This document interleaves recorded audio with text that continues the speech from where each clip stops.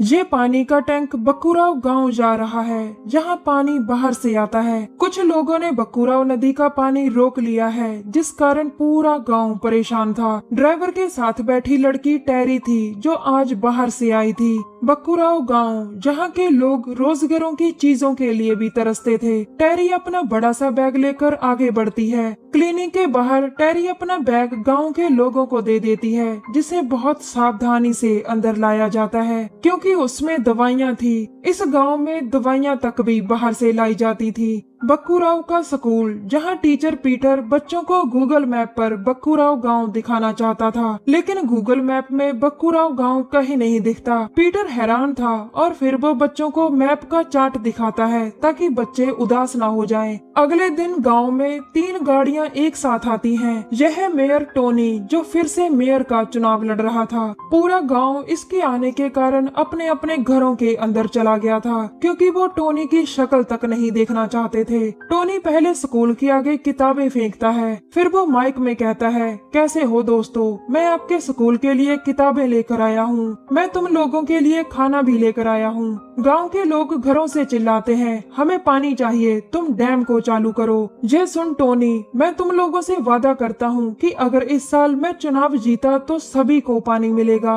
गांव के लोग उसकी बात सुनकर उसे गालियाँ देने लगते हैं। शाम को गांव के बाहर गांव का एक आदमी अपने ऊपर एक ड्रोन देखता है, जो उस पर नजर रखे हुए था। रात को गांव में अचानक बहुत सारे घोड़े आ जाते हैं। सभी इतने घोड़ों को देखकर हैरान थे कि ये कहां से आ गए। सुबह गांव के 2 लड़के रेड और व्हाइट घोड़े छोड़ने जाते हैं, जिन्हें लगता है कि ये घोड़े पास के खेत से आए हैं। जॉन और टेरी खड़े उन्हें देख रहे थे। तभी गांव में पानी का टैंक आता है, जिस पर किसी ने गोलियां चलाकर सुराख कर दिए थे। कुछ देर बाद गांव में 2 बाइकर्स आते हैं। वो दोनों एक दुकान से बियर खरीदते हैं। जॉन और टेरी उनसे जहां आने का कारण पूछते हैं, तो वो बताते हैं कि हम घूमते घूमते यहाँ आ गए थे, जिसके बाद वो चले जाते हैं। उधर रेड और व्हाइट घोड़े लेकर खेत के मालिक के घर के पास आ जाते हैं। दोनों यहाँ आकर देखते हैं कि किसी ने खेत के मालिक और उसके पूरे परिवार को मार दिया है। दोनों घर के बाहर खड़ी एक बाइक उठाकर भागते हैं कि रास्ते में उन्हें बाइकर मिलते हैं। बाइकर दोनों को गोलियां मारकर मार देते हैं, और ये सब ड्रोन भी देख रहा था। बक्कुराव गांव से दूर एक घर में यह है माइकल। सख्त चेहरे वाला ये आदमी कब क्या कर जाए कोई भी नहीं सोच सकता था। माइकल के साथी घर में फ्रेश हो रहे थे, और तभी दोनों बाइकर वहां आते हैं, जिसके बाद ड्रोन को भी नीचे उतार लिया जाता है। अब सभी घर में अंदर आते हैं। माइकल, मुझे लगता है कि अब हम तैयार हैं। फिर मैंडी कहती है, फोन के सिग्नल हमने काफी पहले से ही जाम कर दिए हैं। माइकल, कल उनकी बिजली बंद कर दो। मैंडी, बिजली बंद होने के बाद वो बैटरी पावर का इस्तेमाल कर सकते हैं। माइकल, ठीक है, उनकी सड़क। बाइकर लड़की, उनकी सड़क भी बंद है, शहर से कोई मदद नहीं आ सकती। एक आदमी, पुलिस भी नहीं। बाइकर लड़का, नहीं, पुलिस भी नहीं। इसके बाद माइकल और साथी दोनों बाइकर्स को गोलियों से मार देते हैं, क्योंकि माइकल को उनके काम करने के तरीके से पता चल गया था कि ये पुलिस से मिले हुए हैं। दूसरी तरफ रेड और व्हाइट की लाशें जॉन देख रहा था। फिर वो दोनों की लाशों को अपनी जीप में रखकर कहीं चला जाता है। कुछ देर बाद जॉन एक तरफ कोई इशारा करता है और दूसरी तरफ डैम से भी इशारा होता है।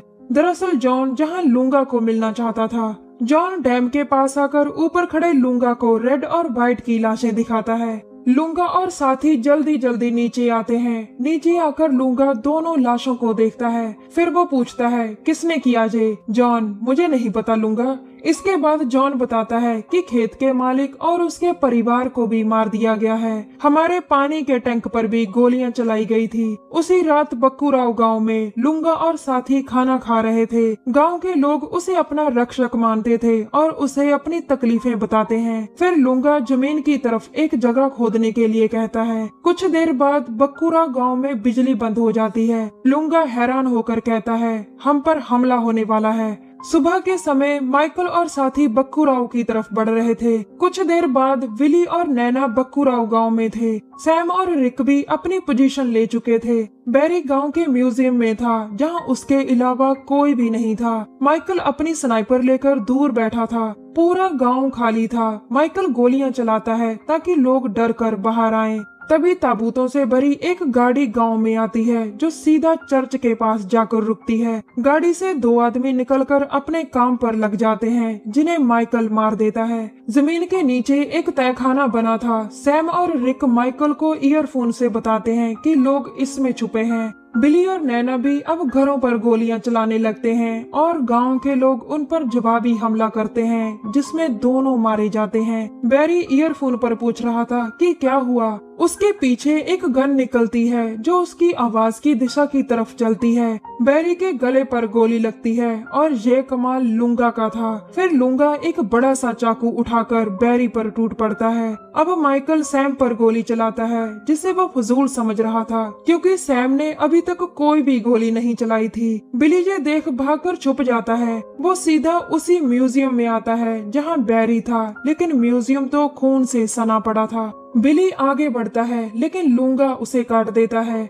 उधर माइकल को भी एक गांव वाला पीछे से आकर पकड़ लेता है। दूसरी तरफ म्यूजियम से पहले बैरी का कटा सिर निकलता है और फिर बिली का कटा सिर हाथ में पकड़े लूंगा बाहर आता है। अब लूंगा का साथी सीटी बजाता है जिसे सुनकर तहखाना खोलकर गांव के लोग बाहर आ जाते हैं। कुछ देर बाद गांव के सभी लोगों के सामने हमलावरों के कटे हुए सिर रखे हुए थे। सभी इस नजारे को अपने अपने फोन में रिकॉर्ड कर रहे थे। साथ ही साथ म्यूजियम की सफाई भी चल रही थी। बाहर लूंगा खून से सना एक तरफ बढ़ रहा था जिसके सामने टोनी अभी अभी आया था। जॉन और लूंगा उसके सामने आकर रुकते हैं और टोनी की नजर कटे सिरों पर पड़ती है। जॉन उसे डरा देख हंसने लगता है। टोनी, तुम लोगों को क्या चाहिए? तभी माइकल को बंदी बनाकर वहां लाया जाता है जो टोनी को मदद के लिए पुकार रहा था। टोनी, मैं इसे नहीं जानता, इसे कभी नहीं मिला। कुछ देर बाद एक औरत एक नकाब लेकर आती है जिसे टोनी को पहनाया जाता है। टोनी को गधे पर बिठाकर जंगल में छोड़ दिया जाता है ताकि वो एक दर्दनाक मौत मर सके। दूसरी तरफ माइकल को तहखाने में जाने के लिए कहा जाता है। माइकल तहखाने में आता है और लूंगा तहखाने का दरवाजा बंद कर देता है। फिर गांव के लोग तहखाने को मिट्टी से बंद कर देते हैं। बक्कूराव गांव के लोगों ने अपने गांव के दुश्मनों को पूरी तरह से खत्म कर दिया था। दरअसल टोनी ने ही माइकल को कहा था कि बक्कूराव गांव को खत्म कर दो। आखिर में कहानी में यही दिखाया गया है कि चुनाव जीतने के लिए कुछ लोग कुछ भी कर सकते हैं और अपनी हार देखकर किसी भी हद तक गिर सकते हैं। हमारी वीडियो देखने के लिए धन्यवाद। प्लीज हमारे चैनल को जरूर सब्सक्राइब करें।